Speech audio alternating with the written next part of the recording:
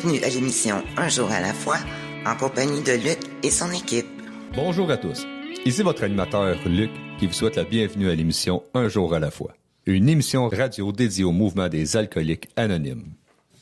Les alcooliques anonymes sont une association de personnes qui partagent entre eux leur expérience, leur force et leur espoir dans le but de résoudre leurs problèmes communs et d'aider d'autres alcooliques à se rétablir. Le désir d'arrêter de boire est la seule condition pour devenir membre des AA. Les AA ne demandent ni cotisation ni droit d'entrée. Nous nous finançons par nos propres contributions. Les AA ne sont associés à aucune secte, confession religieuse ou politique, à aucun organisme ou établissement. Ils ne désirent s'engager dans aucune controverse. Ils n'endossent et ne contestent aucune cause. Notre but premier est de demeurer abstinent et d'aider d'autres alcooliques à le devenir. Nous recevons cette semaine, comme à chaque semaine, un invité qui est membre de cette fraternité. Il va venir nous partager sa vie, ses difficultés de son passé et son expérience actuelle de relèvement. J'ai eu la chance de l'entendre jaser tantôt avant l'émission, avant l'enregistrement, et il y a du contenu. Yann là, qui va venir nous jaser ça. J'ai hâte de découvrir son message et son expérience, son bagage de vie qui va venir nous expliquer comment que ça fonctionne maintenant pour lui. Donc Yann, à toi la parole. Merci, mon cher. Bonsoir à tous. Je me nomme Yann et je suis un alcoolique et un toxicomane. C'est toujours un honneur de pouvoir partager le message de la belle fraternité des alcooliques anonymes qui, pour moi, m'a non seulement sauvé la vie, mais m'apprend aussi à vivre un jour à la fois. Donc, c'est ça, je vois ça comme un privilège pour moi qu'on puisse me donner cette chance-là de transmettre le message puis d'aider un alcoolique qui souffre, soit parce qu'il vient d'arriver ou même si ça fait longtemps qu'il est là. Donc, comme Luc le disait, je vais commencer par vous dire un peu d'où je viens, puis comment je suis arrivé avec la fraternité, puis ce que je fais depuis pour me rétablir du mieux que je peux, un jour à la fois. Moi, je suis né et j'ai grandi dans une famille d'alcooliques et de toxicomanes. Je vais également parler de drogue, non pas par manque de respect pour la fraternité des alcooliques anonymes, mais parce que moi, je suis quelqu'un qui avait peur de prendre la drogue, mais quand je buvais, j'avais plus peur de rien, ce qui faisait que je consommais aussi d'autres substances qui altèrent le comportement. Puis c'est aussi parce que, en ce qui me concerne, l'alcool est une drogue au même titre que les autres. C'est en fait la pire du lot puisque elle est légale, encouragée socialement. Donc, c'est pour ça que je vais me permettre aussi de parler de d'autres substances. Donc, comme je le disais, je suis né puis j'ai grandi dans une famille d'alcooliques, de toxicomanes. Mes deux parents ont la maladie. Ce qui fait que c'était un peu toujours le party chez nous.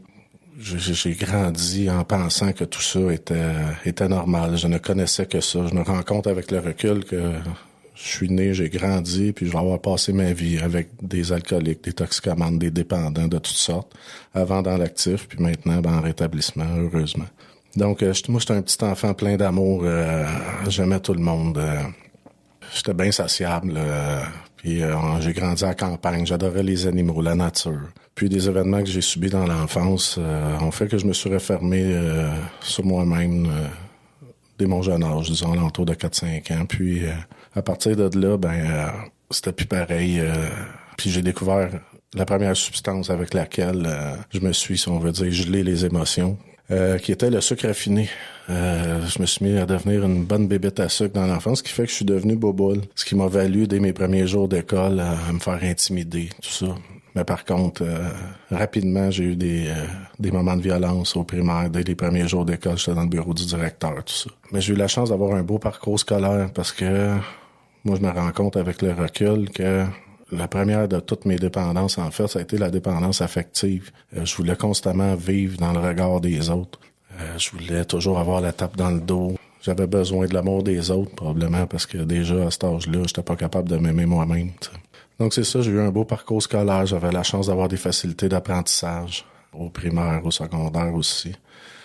J'étais souvent ce qu'on appelle le chouchou du prof. Puis j'avais la chance d'être quand même bon dans les sports, ce qui a été une autre de mes substances de choix. J'ai joué au soccer à des hauts niveaux. Mais encore une fois, là, maintenant, avec le recul que m'a permis le processus des étapes des alcooliques anonymes, je me rends compte que j'étais déjà dans la maladie. Tu sais, je jouais au soccer à peu près 23 heures sur 24. J'étais vraiment très intense là-dedans, ce qui m'a valu de me blesser à l'adolescence puis de devoir mettre un terme à ce que j'envisageais devenir ma carrière. J'ai rencontré l'alcool assez jeune, dès l'âge de 9 ans. J'ai viré ma première brosse. Mon père fabriquait sa bière, puis déjà j'en ai volé. J'en ai bu beaucoup avec un ami. Dès ma première consommation, j'ai aimé l'effet. J'aimais pas le goût, mais j'aimais l'effet. Puis ce qui m'a valu de blackouter, là, de trouver le moyen déjà d'aimer ça à ce moment-là. J'ai répété l'expérience quelques fois jusqu'à l'âge de 12 ans, où là j'ai rencontré le cannabis. Ce qui est devenu une de mes substances de choix à l'adolescence. Comme je disais tantôt, j'étais assez renfermé sur moi-même, mais ça faisait que j'avais des chums. J'étais toujours aussi renfermé sur moi-même, mais à travers la consommation, moi, j'aimais me tenir avec des gens plus vieux. J'aimais le regard des autres, me tenir avec les plus cool, tu sais. Fait que cette substance-là m'a permis ça. Mais c'est toujours été mêlé avec l'alcool, toujours. Donc, à partir de là, ça a été un parcours un peu classique des toxicomanes et des alcooliques. J'ai commencé par le cannabis, puis est venu rapidement d'autres substances, champignons magiques, acides, name it, là, j'ai à peu près tout essayé. Puis j'ai fini par rencontrer une substance qui est un anesthésiant qui se nomme le PCP à l'âge de 14 ans. Ça a été ma substance de choix de l'adolescence qui m'a mené au bout de 2 ans de consommation abusive de ce produit-là à une psychose. À ce moment-là, j'ai 16 ans, puis déjà, je veux mettre fin à mes jours. J'envisage de me suicider dans mes instants de lucidité. Donc, mes parents décident de me faire une espèce de sevrage à la maison. Ma mère dormait devant ma porte de chambre. On avait enlevé tous les objets avec lesquels j'aurais pu attenter à mes jours de ma chambre. Puis, c'est ça, tu sais, quelle souffrance j'ai pu faire subir à mes parents. Et la mienne était très intense aussi à ce moment-là. Là, vouloir mourir à 16 ans, c'est un peu inconcevable pour moi aujourd'hui, mais c'est quand même là que la maladie m'a emmené. Donc, suite à ça, j'ai cessé de consommer. Ça a été ma plus longue période d'arrêt de consommation. Pendant environ 3-4 mois, j'avais arrêté de consommer. Là, mon parcours scolaire allait moins bien à cette époque-là. Puis, ça s'est remis à bien aller. Puis, finalement, suite à des émotions que j'étais pas capable de gérer à ce moment-là, j'ai rechuté. Je considère que j'ai rechuté carrément pendant 28 ans par la suite, puisque j'ai arrêté à 44 ans. Donc, c'est ça, j'ai rechuté. Encore une fois, ça a été l'alcool. À ce moment-là, j'avais eu mon premier réveil spirituel. Je m'intéressais à la philosophie, à la littérature. Mais je connaissais pas encore les mouvements, malheureusement. Puis, ce qui m'a amené à retourner à mes vieilles habitudes, quand même assez rapidement. Puis, à cet âge-là, je suis pas retourné vers le PCP dont je parlais tantôt, mais j'ai découvert la cocaïne, qui est devenue ma substance de choix pendant très longtemps. Toujours mélangée avec l'alcool. Pour moi, ça me permettait de boire plus longtemps. En fait, là, j'étais quelqu'un qui voulait jamais que le party arrête, puis j'avais trouvé ce qui faisait ce avec quoi je pouvais ne jamais arrêter mon party, tu sais. Fait que j'ai consommé ça pendant quelques années, jusqu'à l'âge de 20 ans, où j'ai rencontré une femme de qui je suis tombé éperdument amoureux. Puis cette femme-là n'aimait pas que je consomme, comme la plupart des conjointes et des gens de la vie de tous les jours.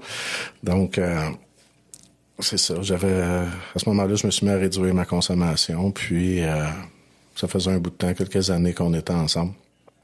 Puis elle m'a appris que j'allais être père.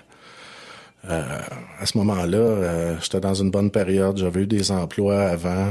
Puis j'ai eu la chance de travailler à la Société Radio-Canada chez Molson, quand même drôle pour un alcoolique. C'est ça, c'était une bonne idée. Puis c'est ça, puis là, à ce moment-là, j'étais retourné à l'école, justement, encore une fois en philo-littérature. Moi, je m'en allais sauver le monde. Hein. C'était un peu comme Tigui la Lune dans la guerre des Tucs. Moi, c'était un peu de même, je me vois. Puis, c'est ça, j'étais retourné à l'école, puis j'allais bien. Puis là, elle m'apprend que je vais être papa. Puis moi, je suis content. Justement, à l'âge de 16 ans, quand j'ai eu mon premier réveil spirituel, je voulais des enfants, tu sais. C'est quelque chose que j'ai toujours voulu. Puis, je suis très papa dans l'âme. Puis, c'est ça. J'ai pas été capable de gérer cette bonne nouvelle-là, pour quelqu'un comme moi, que ce soit bon ou mauvais. Quand les émotions sont trop fortes, je suis pas capable de le gérer. Fait que à ce moment-là, je suis retourné vers la cocaïne, puis j'étais sur les prêts et bourses à ce moment-là.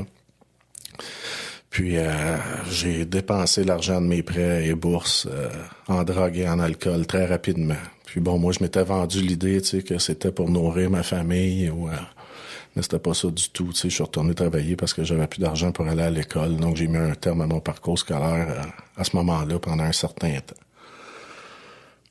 Donc à partir de là, j'ai consommé toujours un peu plus ces breaks, la substance de choix que j'avais choisi à ce moment-là. Ça a été mon fils. Je suis comme devenu déjà un bon codépendant dès sa naissance. Je prenais énormément soin de lui. Je prenais beaucoup de temps avec lui. J'ai eu la chance dans ma première année, dans sa première année de vie, de ne pas travailler. Donc, je m'en occupais du mieux que je pouvais. C'était bien important pour moi. Puis, finalement, il a fallu que j'aille travailler comme tout le monde. Puis, à ce moment-là, j'ai commencé ma carrière de charpentier menuisier aux alentours de... On est en 2004.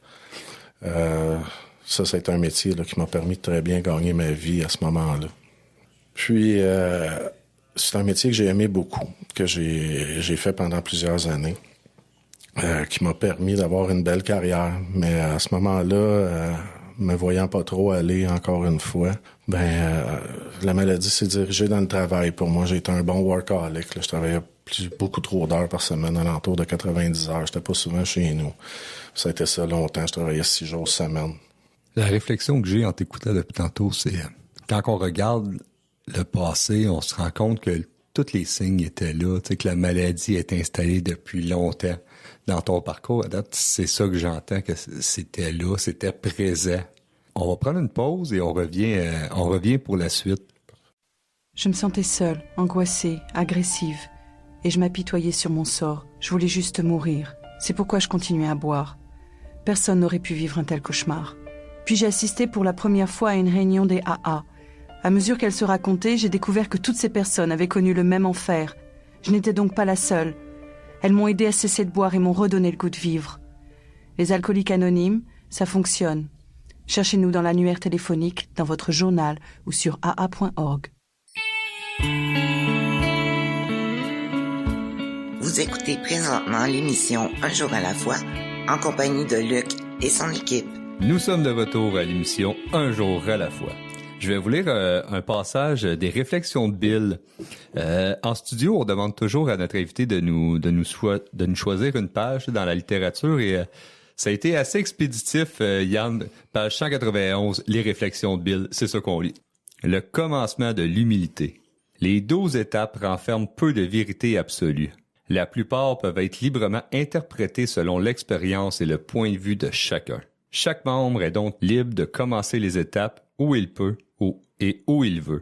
Dieu, tel que nous le concevons, peut être défini comme une puissance supérieure ou une puissance suprême. Pour des milliers de membres, le groupe des AA représentait, au début, de la puissance suprême. Cette admission est très facile lorsque le nouveau constate que la plupart des membres sont abstinents et que lui ne l'est pas. Son admission est le commencement de l'humilité. Le nouveau est au moins disposé à ne plus se prendre pour Dieu. C'est tout ce qu'il lui faut au départ. Par la suite, s'il se détend et met en pratique autant d'étapes que possible, il est assuré de progresser spirituellement. C'est une belle promesse, ça aussi, hein? C'est une belle promesse qui est faite là-dedans, là. C'est vrai. Avant la pause, on s'est laissé sur le travail. Tu nous parlais de ton travail, que tu avais commencé charpentier menuisier après avoir promené et été à l'école et que ça te permettait de pouvoir consommer comme il faut, ça. Donc, écoute, je connais un peu la game, donc je te laisse aller. Parfait. Donc, c'est ça, à partir de ce moment-là, ma substance de choix, c'est devenu le travail. À ce moment-là, j'ai eu un deuxième enfant, j'ai eu une belle grande fille. Puis là, ça me prenait donc absolument de maison. J'étais obsédé par ça. Je faisais... on parle souvent d'ivresse mentale. J'en ai fait aussi dans mon parcours dans l'actif, évidemment. Puis à ce moment-là, ça me prenait absolument ça pour dans ma tête, pour pouvoir progresser dans la vie, tu sais, j'avais l'image du bonheur parfait, là. J'avais la belle petite femme, les beaux petits enfants, la belle petite maison, le bon petit char, puis tu sais, tout était donc parfait. Donc je me suis étouffé dans le travail, je me suis mis à travailler plus qu'il fallait, puis avec ce que ça a eu comme conséquence, je me suis mis à étouffer là-dedans, à être malheureux à travers ça. J'avais le même ville que lorsque je consommais beaucoup. Tu sais, à ce moment-là, mon alcoolisme était un peu moins, disons, élevé, je sais pas d'autres termes. Mais c'est rapidement revenu. C'est rapidement revenu dans ma vie. Je me suis remis à boire beaucoup.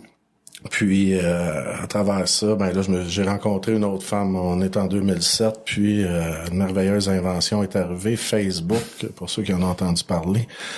Puis avec ça, on retrouvait nos amis à ce moment-là, quand ça a débuté. Puis une femme sur qui je tripais au secondaire m'a contacté. On a fini par se voir. Puis là, ben c'est cette femme-là qui est devenue ma substance de choix. Je me suis dirigé directement vers une relation dans la dépendance affective.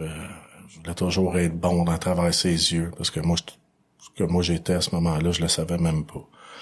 J'ai donc mis un terme je me suis donc séparé. J'ai mis un terme à ma relation.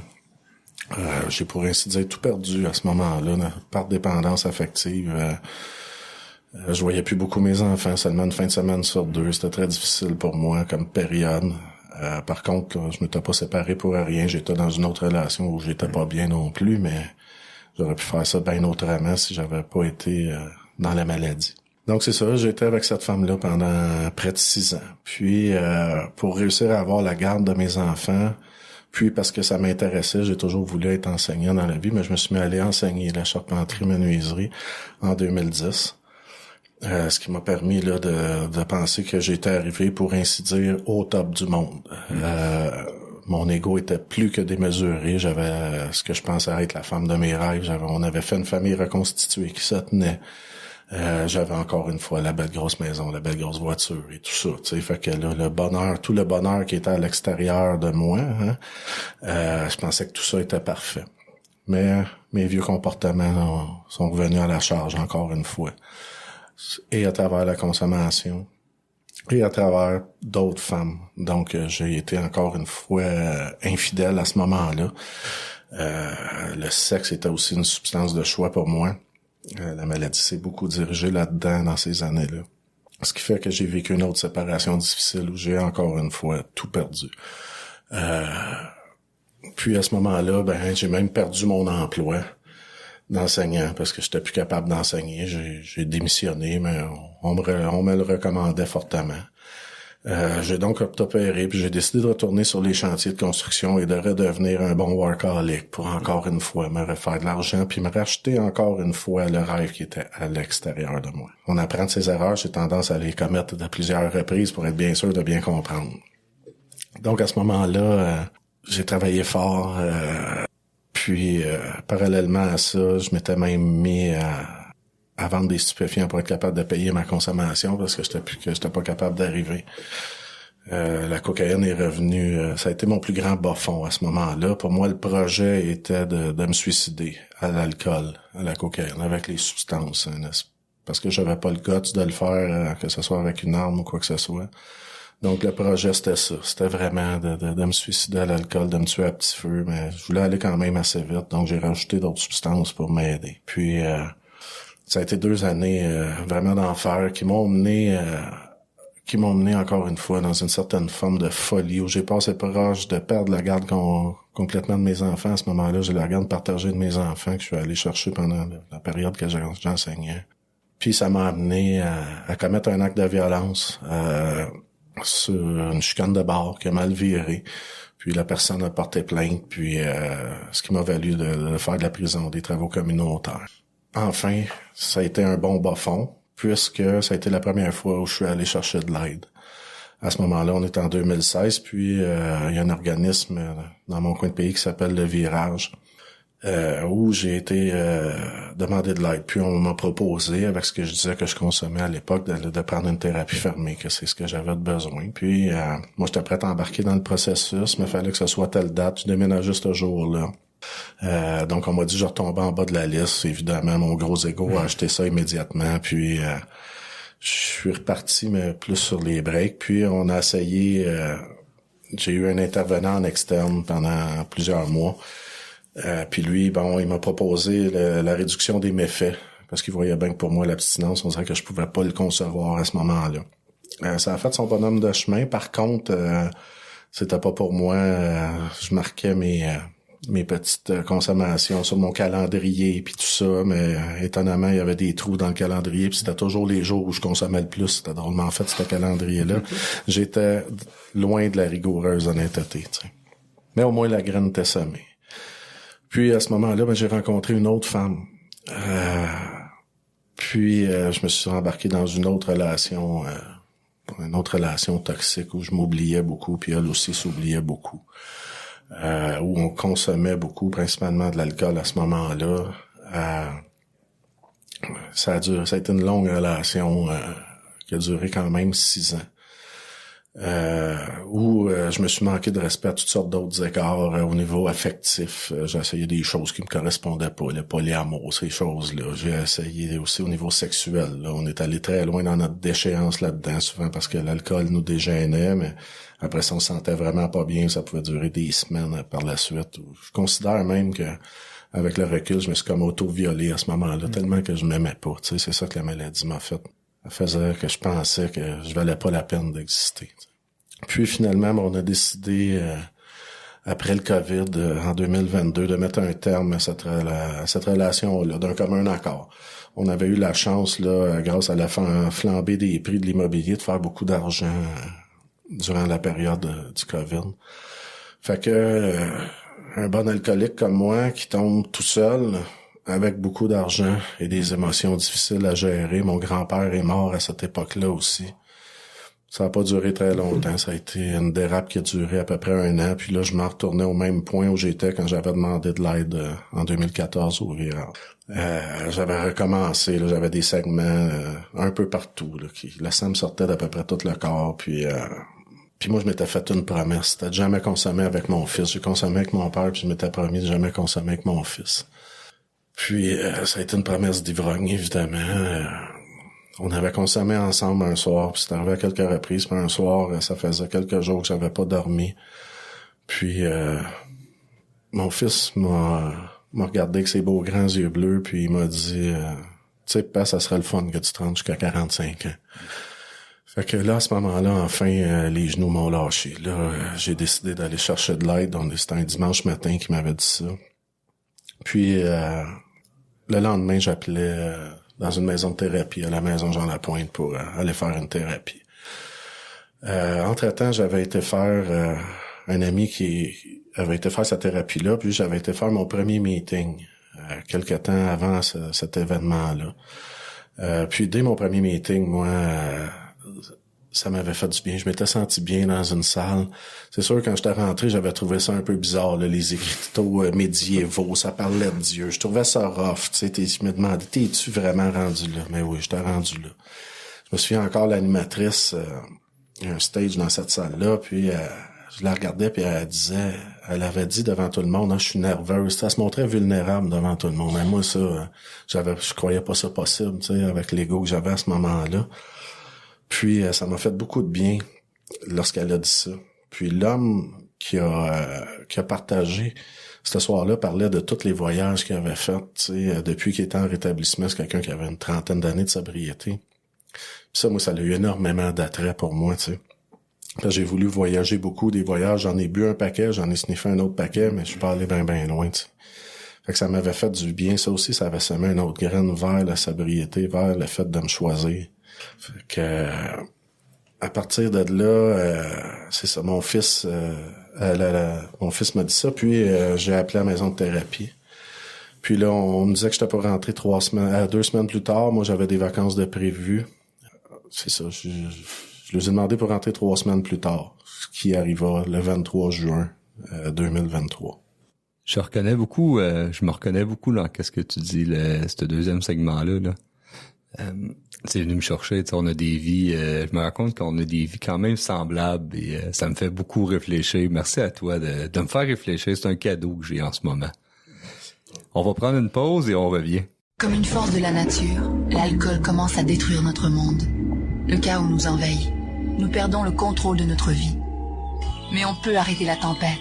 Les alcooliques anonymes peuvent nous aider à traverser la tempête un jour à la fois. Dans les jours sombres, il y a de l'espoir. Il y a les alcooliques anonymes. Si l'alcool est devenu un problème dans votre vie, nous sommes dans l'annuaire téléphonique et sur le site aa.org. Les alcooliques anonymes, nous pouvons aider. Vous écoutez présentement l'émission Un jour à la fois, en compagnie de Luc et son équipe. Nous sommes de retour à l'émission Un jour à la fois.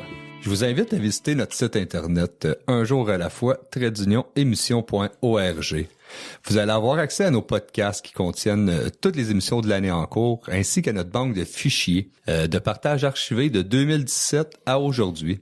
Vous allez aussi pouvoir choisir sur la plateforme que vous voulez les écouter. Vous allez également trouver les diverses heures de diffusion de nos collaborateurs radio, ainsi qu'une adresse courriel si vous avez des questions ou des commentaires, ou peut-être même venir nous visiter en studio pour y partager votre histoire personnelle de rétablissement. Vous pouvez aussi accéder au site de l'émission via le site Région Montréal-Montérégie, aa87.org. On continue avec la suite du partage de Yann qui nous a laissé avant la pause. Il rentrait à Jean-Lapointe après des pauses, puis on va attendre un peu, puis on va étirer ça. Puis là, il rentre à Jean-Lapointe le 23 juin et son aventure commence. Donc, je t'écoute avec grande attention. Merci, mon ami. Donc, ouais, c'est ça. Je rentre à Jean-Lapointe un lundi bien mal en point. J'étais pas capable de gérer les émotions du fait de rentrer en thérapie. Donc, je revenais d'une semaine de vacances à Baie-Saint-Paul. À ce moment-là, je suis retourné avec une de mes ex, qu'on peut dire, c'est pas nécessairement elle qui est toxique, mais dans laquelle j'étais dans une relation toxique. Puis, on passe une belle semaine, mais je bois sur les breaks toute la fin de semaine. Je regarde même le spectacle de la Saint-Jean-Baptiste à la télé, en ne terminant pas ma bouteille de vin, ce qui est à peu près inconcevable pour une bébête comme moi. Puis, le 25, on revient de là, puis je veux souper avec mes enfants, puis je me dis, je vais prendre un dernier verre avec mes enfants. Évidemment, ça n'a pas été qu'un seul verre. J'ai pris quelques verres avec eux, puis je me suis ramassé dans un bar, puis j'ai terminé ça en champion, en blackout, comme il se devait. Donc, je suis arrivé vraiment mal en point en thérapie. Je me souviens toujours de ça. J'ai la chance aujourd'hui de faire du bénévolat dans cette maison de thérapie-là. Puis à chaque 2 semaines où j'y vais, je prends le temps de regarder le hall d'entrée où est-ce que je suis arrivé, puis de me dire que je veux plus jamais retourner dans ce hall d'entrée-là dans l'état où je suis arrivé. Pour moi, c'est important de le faire. Ça me fait vraiment beaucoup de bien. C'est un vieux membre qui m'avait dit qu'il faisait ça, qui fait aussi du bénévolat. Puis vraiment, ça me fait beaucoup de bien à chaque 2 semaines d'y retourner. Donc, lorsque je rentre, je suis magané, mais tout de suite, j'embarque dans le processus. Je pleure énormément. Je suis vraiment proche de mon cœur à ce moment-là. Les couches sont enlevées. Puis dès le premier soir, il y a des bénévoles qui partagent là-bas, puis un bénévole qui partage. Puis il raconte comment lui a été même déclaré mort cliniquement, puis tu sais ses organes se sont affaissés, tu sais. Puis à ce moment-là, je comprends pourquoi je suis là. Là, je comprends que en quelque sorte mon fils m'a sauvé la vie en me disant que je continue à vivre, tu sais. Là, je fais ma première étape. Enfin, j'admets que je suis impuissant devant l'alcool et que j'ai perdu la maîtrise de ma vie. Je l'avais perdu à de nombreuses reprises, mais j'étais pas capable de me l'admettre, puis encore moins de l'accepter, tu sais. Fait qu'à partir de là, déjà, la 2e journée, ça va bien. La 3e journée, je retourne faire le meeting, le même meeting où j'étais allé la première fois. Puis, je rencontre l'homme qui avait partagé ce soir-là. Puis tout de suite, j'embarque dans le processus. Je lui demande de me parrainer. Écoute, je me garoche dessus comme s'il n'y avait pas de lendemain. Moi, j'étais sûr que tout le monde voudrait qu'il soit leur parrain. Je le trouvais tellement hot. Bon, j'ai compris par la suite, c'était pas tout à fait comme ça que ça fonctionnait, mais c'est ça. Puis il m'a demandé une seule chose. Il m'a demandé d'être honnête avec lui. Il m'a dit de pas le bourrer de bullshit, puis j'ai essayé de respecter ça du mieux que je pouvais. Donc déjà là, tu sais, j'embarquais dans le processus. Pour une fois dans ma vie, je lâchais ma grosse tête dure, puis j'acceptais d'écouter ce qu'on me suggérait. Hein, parce que dans AA, on suggère, mais tu sais, on n'est pas là pour conseiller ou donner des ordres. On suggère des choses, tu le prends ou tu le prends pas. Puis ça, pour moi, c'est important parce que j'ai une bonne tête dure et un très grand appétit vers l'interdit. Fait que quand tu me dis de pas faire quelque chose, j'ai tendance à l'essayer. Je dois être le seul alcoolique comme ça, j'imagine. Donc, c'est ça, puis la thérapie s'est poursuivie. J'ai eu une belle thérapie. On m'a vraiment... les ateliers étaient de qualité. Puis je me suis fait des amis déjà en thérapie que je côtoie encore dans mon rétablissement aujourd'hui, qui sont toujours importants pour moi. On se voit moins souvent, évidemment. Mais déjà, ça me montrait la voie où est-ce que je voulais m'en aller. T'sais. Puis on m'a dit en thérapie, on m'a suggéré... en sortie, on m'a fait un plan de sortie. Puis ce plan de sortie-là me disait d'éviter certaines personnes, certains endroits, de faire au moins un meeting par jour. T'sais. Puis de mettre un terme à ma relation avec mon ex à ce moment-là. Puis j'ai réussi quand il est venu me chercher en finissant la thérapie, je lui ai dit on va mettre un terme à la relation pour l'instant, c'est pas une bonne idée pour moi, t'es mon principal facteur de rechute. Puis ça a duré quelques jours, puis elle me regardait avec ses petits yeux, puis en bon dépendant affectif, mais je suis retourné avec elle. Dans ma première semaine, j'ai vu toutes les personnes que j'étais pas supposé voir, j'étais allé dans tous les endroits, fallait pas que j'aille, puis j'ai fait juste un meeting.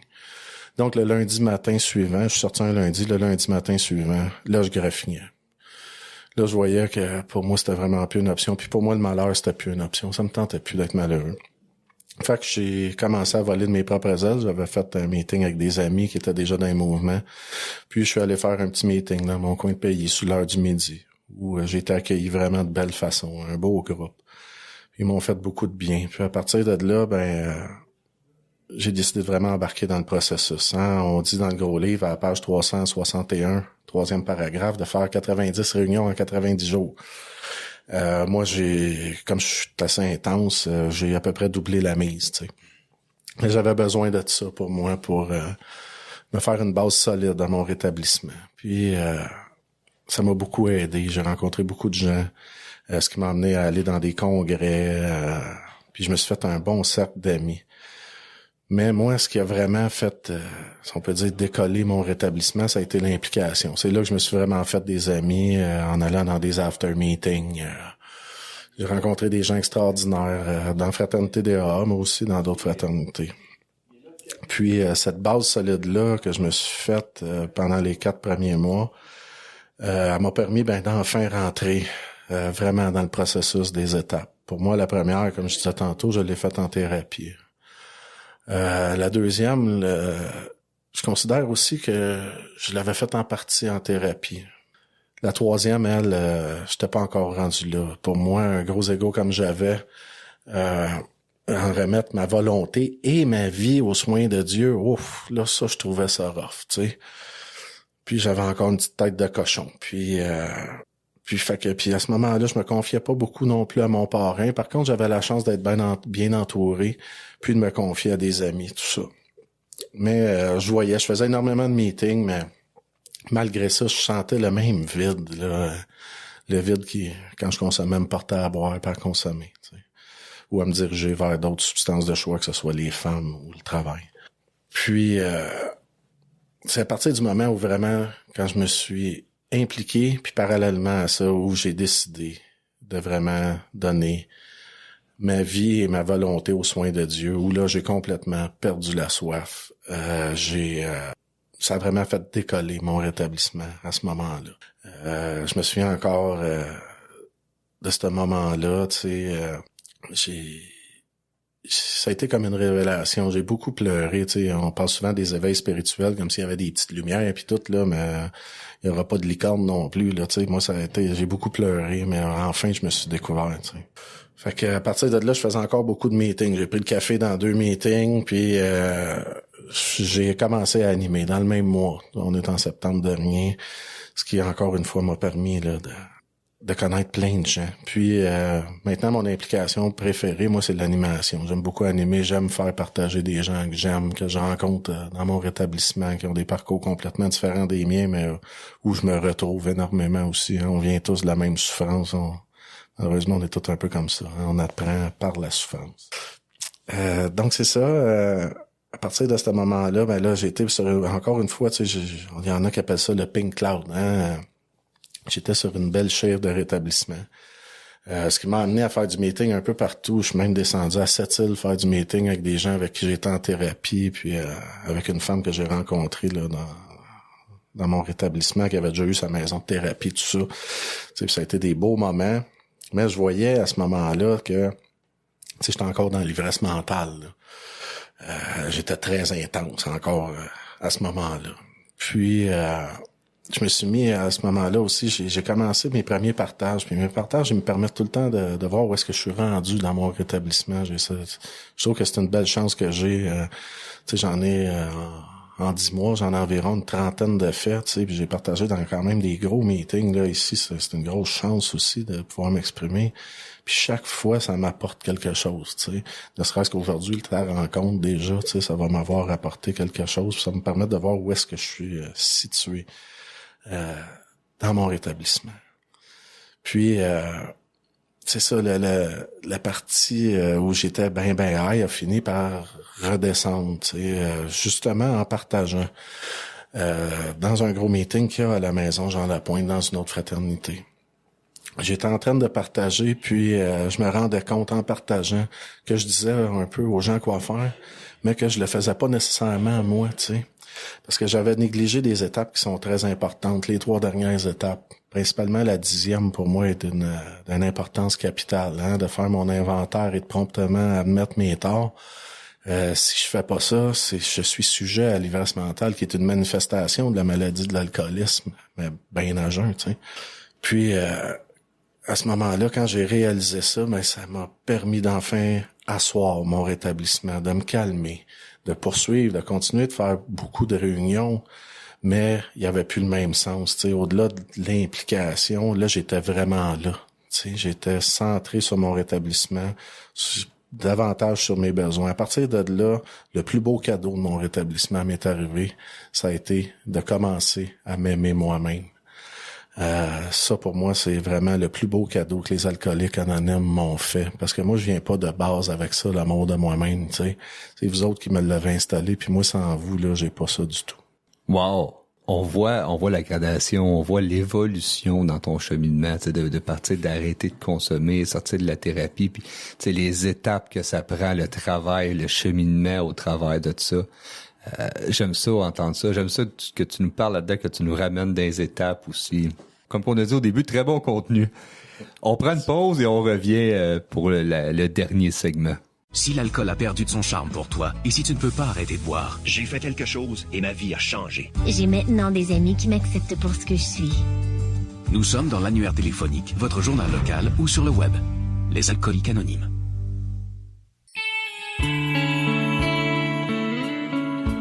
Vous écoutez présentement l'émission Un jour à la fois, en compagnie de Luc et son équipe. Nous sommes de retour à l'émission Un jour à la fois. Si vous souhaitez en apprendre davantage sur le mouvement des alcooliques anonymes, je vous invite à consulter le site internet aa-québec.org. Vous allez trouver par exemple le numéro de la Ligue d'aide téléphonique. Un alcoolique est au bout du fil et attend juste de vous parler, de répondre à vos questions ou même de vous écouter. C'est ouvert de 9h à 22h, 7 jours sur 7.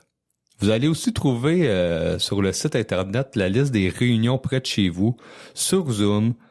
Sur Zoom, il y en a vraiment beaucoup aussi si vous habitez plus loin en région. Des meetings au téléphone et une foule de réponses à vos questions sur la structure des AA. Donc, on continue pour ce dernier segment avec Yann qui nous a conté dans le 3e segment, il nous a conté son cheminement depuis qu'il est dans Alcoolique Anonyme, puis la façon qu'il était capable d'arriver aujourd'hui à pouvoir dire « Hey, j'avais commencé à m'aimer, j'étais capable, j'arrivais à un point dans mon rétablissement que ça prenait une autre dimension, tu sais, au travers des étapes. » Donc écoute, je te laisse continuer. Oreille grande ouverte.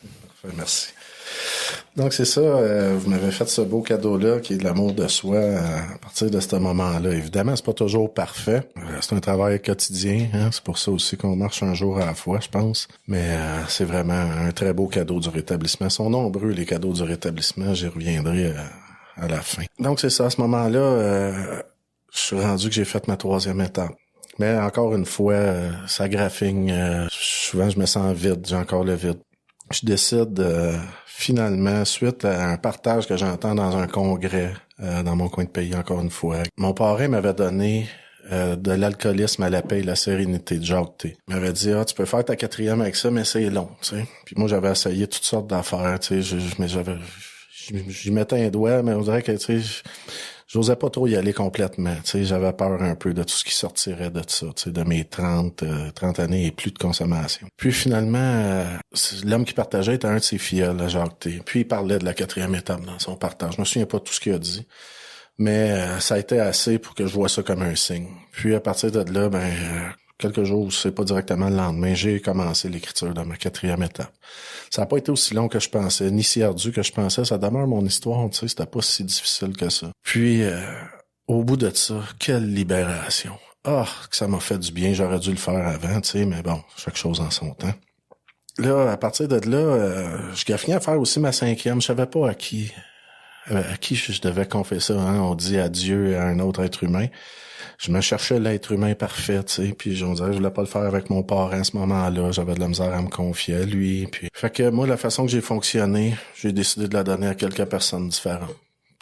Personne n'a mon histoire au complet à part moi, puis j'étais à l'aise avec ça. Tu sais, je voyais ça un peu big shot, je voulais faire ça avec un curé, je voulais faire ça dans un monastère, je voulais, puis tu sais, finalement, quelques amis alentour de moi connaissent pas mal toute mon histoire, puis c'est correct comme ça. Puis ça aussi, ça a été très libérateur, ça m'a fait beaucoup de bien de m'enlever ce poids-là des épaules qui était vraiment immense à porter. C'est dur à porter le passé, hein. On s'en rend pas compte quand on s'en libère, par exemple. Là, j'avais l'impression, même ma façon de marcher, je pense, a changé. Je me sentais carrément. Fait que là, j'étais rendu à faire les étapes 6 et 7, hein, qui sont nos défauts de caractère, puis de les donner à Dieu. Puis ça, j'avais plus de misère, tu sais, parce que moi, j'avais pas tant de défauts que ça, tu comprends bien, tu sais, en bon gros égo que j'ai. Mais la vie m'a envoyé qu'est-ce que j'avais de besoin, encore une fois, tu sais. Moi, j'étais un peu space. J'avais été consulté une médium, justement, parce qu'elle m'a fait une lecture d'âme, puis elle me disait là-dedans d'arrêter de me taper sur la tête, de faire une liste de mes défauts puis de mes qualités, que c'est ça que mon âme réclamait. J'ai dit, bon, là, je veux bien pas écouter les signes, encore une fois. Mais tu vois, moi, les étapes, je considère même pas que je les ai faites, à part la 4e.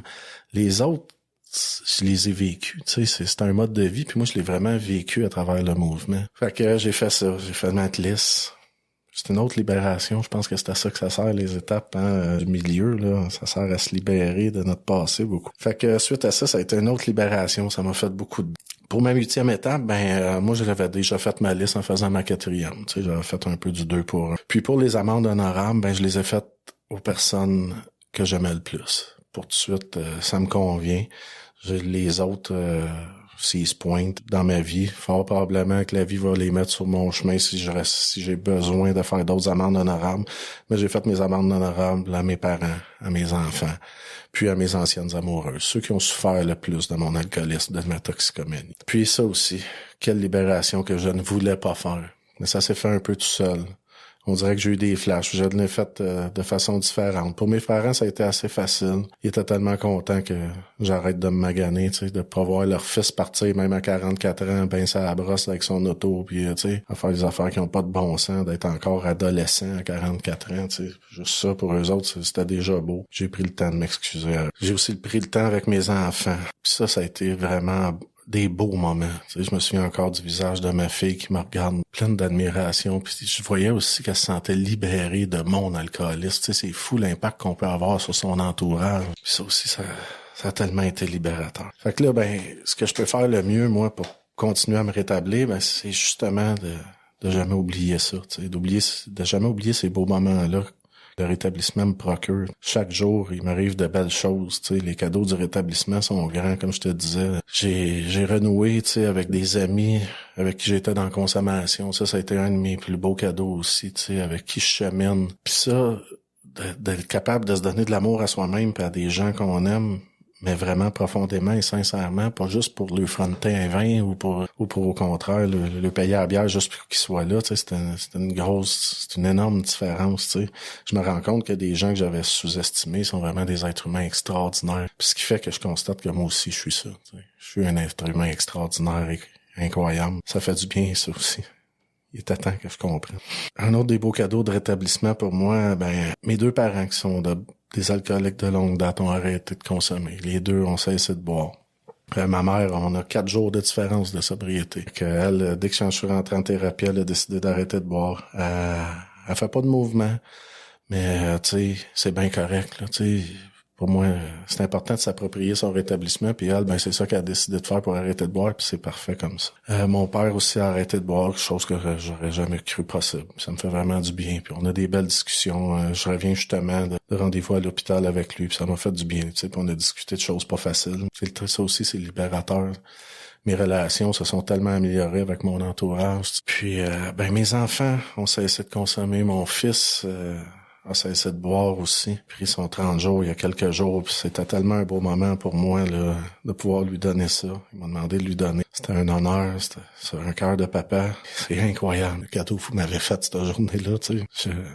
J'aurais jamais cru ça possible. Parce que, tu sais, ça, c'est vous autres qui me l'avez donné parce que moi, tout seul, je suis pas capable. Ma fille aussi a décidé de plus boire d'alcool. Quel beau cadeau, tu sais, du haut de ses 18 ans. Je n'ose imaginer les êtres humains extraordinaires qui vont devenir s'ils choisissent un jour à la fois à cet âge-là, tu sais. Parce que moi, je considère maintenant que je suis devenu une bonne personne, je la deviens un peu plus chaque jour.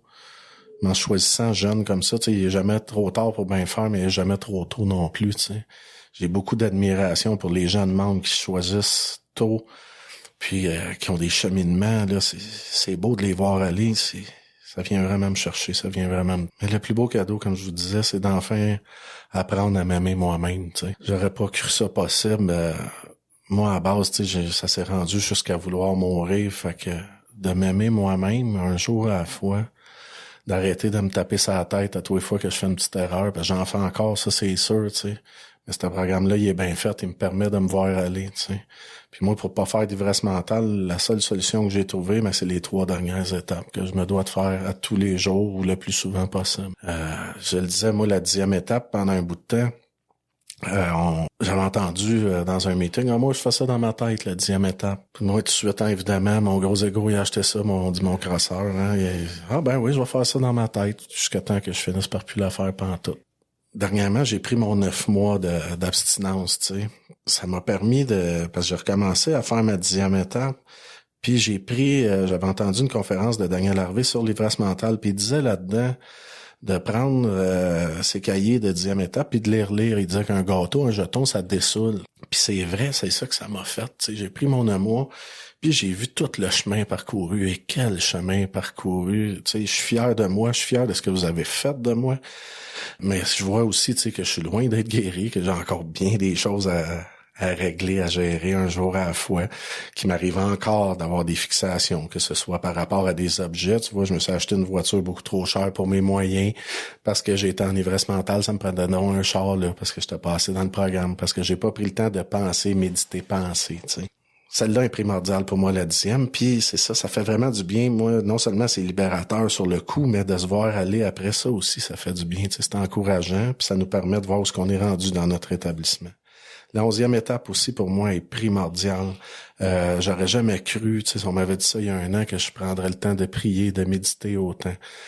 Pour moi, c'est un devoir, puis c'est pas juste un devoir, c'est carrément devenu un plaisir, parce que c'est par là que, pour moi, ma puissance supérieure vient à moi. Tu sais, mon contact conscient avec ma puissance supérieure s'améliore de jour en jour. Et mieux je fais ça, plus je prie, plus je médite, moins mes 10e étapes sont difficiles à faire, tu sais, parce que plus je suis proche de ma puissance supérieure, moins je fais de niaiserie, moins je suis dans l'ivresse mentale. Puis évidemment, la dernière étape, la 12e, celle de redonner ce que je fais ici et maintenant pour vous et pour moi. Ça aussi, pour moi, c'est primordial. Je continue mes implications, j'aime animer, j'aime partager. Là, j'ai envie, pour la suite des choses, de peut-être m'impliquer un peu plus en background, tu sais, faire des tâches peut-être plus au niveau du district, tout ça. Je veux modifier mon implication, être un peu plus en arrière. Puis, c'est ça, mais tu sais, je vois dans cette progression-là et dans ce programme-là toute la beauté du monde, tu sais. Pour moi, chaque salle de meeting, c'est un lieu d'espoir. Parce que si chaque être humain tend à devenir la meilleure version de lui-même possible, ben nécessairement, on va tendre vers un monde meilleur. Tu sais, moi, je voulais donc sauver le monde quand j'étais jeune, mais là, j'ai enfin réalisé qu'en me sauvant moi, ben déjà, je fais un monde meilleur, puis moi, ça me suffit. Merci. Merci, Yann. Quel beau partage, quel beau rétablissement, puis d'entendre ça en même pas un an, de faire toutes ces réalisations-là, puis d'être dans le programme de cette façon-là. Je veux pas dire que c'est un miracle, mais c'est tellement beau de voir ça aller. Je te remercie encore de nous avoir partagé ça, ton expérience. Je tiens à remercier tous les participants à cette émission, notre invité, bien sûr, Yann, nos auditeurs, toute l'équipe technique derrière Un jour à la fois, nos collaborateurs radio. Ici votre animateur Luc qui vous souhaite une bonne semaine. Bon 24. À la semaine prochaine.